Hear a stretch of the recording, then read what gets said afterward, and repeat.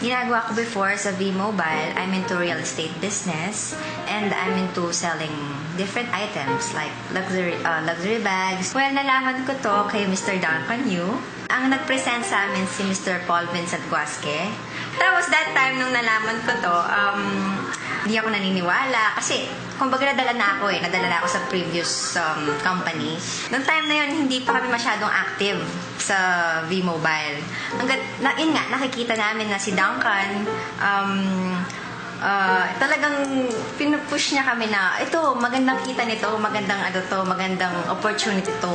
Although, may mga opportunities na, pero why not try this one, right?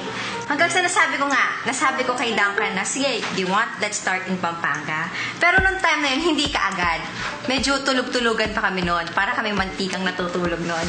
Hindi pa kami sobrang active noon. So, hanggang nung si Duncan, nung umabot na ng 100,000 yung earnings niya, doon pa lang kami nagising. Doon pa lang kami naniwala. Unang-una sa lahat, marami kami natulungan.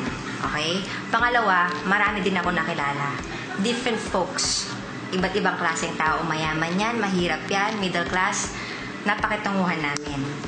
And ang maganda dito is hindi lang kami nakatulong, kundi marami rin kami natutunan sa sarili namin na kung pala magtsatsaga ka talaga, aaralin mo yung negosyo, pupursugihin mo, tuloy-tuloy, hindi mag-stop. Dream come true para sa sarili ko, yung pagtutour ko, yung mga out of country, well, yung syempre sa mga material things, usual naman yun. But then, yung talagang reward na nakuha ko dito yung, for me sa sarili ko lang, yung talagang sa pagtutour na humuhugot din ako ng pera sa business na to, sa V-Mobile. At the same time, yung bang natutunan ko sa mga tao, yung experience itself, yung knowledge na natutunan ko na before hindi ko alam.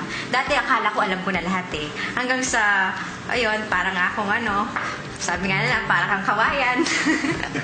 Bumuka. Nag-start kasi kami nag-invite actually sa subdivision namin sa Pampanga. Yung time na yun talagang hirap. Alam mo yung nababastos ka. Siyempre, alam mo yun, yung feeling na hindi ka nila pinaniwalaan, iniisip nila scam to. Akala nila hindi totoo to.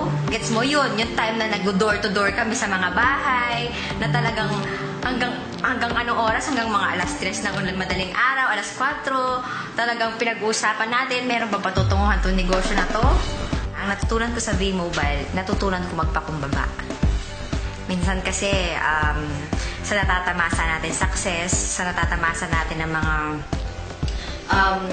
praises sa mga ibang tao, sa natatamasa natin ng mga material na bagay, nakakalimot tayo.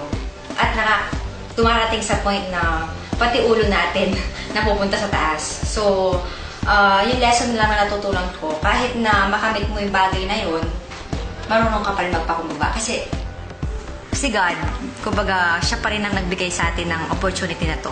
I'm Judy Ann Pantellas. I'm a licensed real estate broker and a jack of all